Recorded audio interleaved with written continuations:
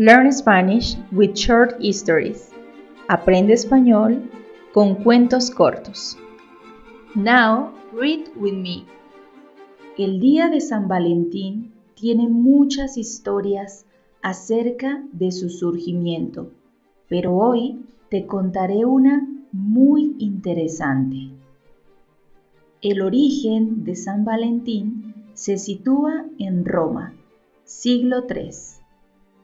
En esa época gobernaba el emperador Claudio, quien prohibió a los jóvenes casarse para que se enlistaran en el ejército.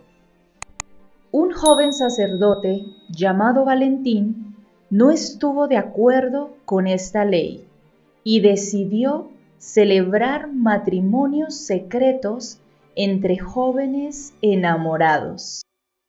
Valentín fue descubierto y arrestado. Durante su arresto hizo milagros y por ello varias personas se convirtieron al cristianismo. Aún así, fue condenado a muerte.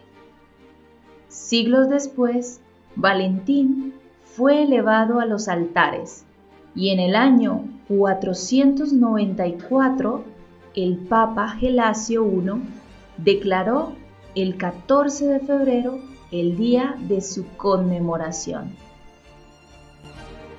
Did you know this history? Tell me in the comments.